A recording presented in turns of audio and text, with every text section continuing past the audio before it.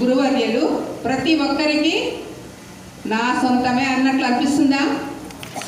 ప్రతి ఒక్కరికి గురువు నా దగ్గరకు వచ్చాడు, నేనంటే ఇష్టము, నాకు చాలా చెప్పారు. ఇలాంటి ఎంతమందికి ఎన్ని అనుభవాలు ఉన్నాయండి.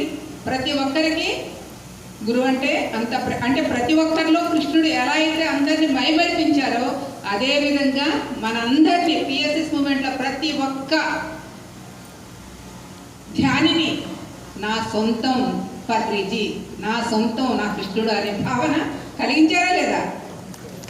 లేదా? అది మన డైనమిక్ హీరో.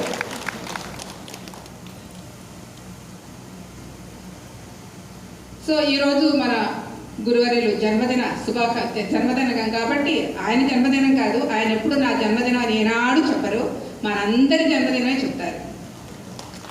ఎప్పుడు అదే మాట అంటారు, నాది కాదు మనందరిది జన్మదినం అని చెప్తారు. అదే ఇప్పుడు మనందరి జన్మదినం చెప్పుకుంటున్నాం.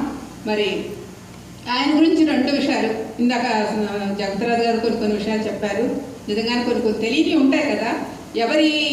ఇందాక అన్నట్టు ఎవరి సొంత అనుభవాల్లో కొన్ని ఆణిముత్యాలు లాంటివి ఉంటాయి వాళ్ళ హృదయాల్లో.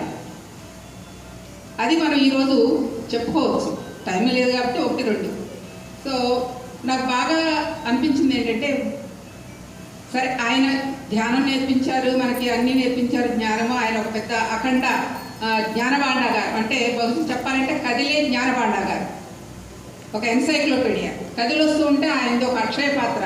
ఎవరు ఏ ప్రశ్న వేసినా దానికి సమాధానం అవలీలగా మరలా క్వశ్చన్ వేయకుండా ఇచ్చే అంత అద్భుతమైన జ్ఞానభాండాగారం అది. ఇది మనందరికీ తెలిసిన విషయమే.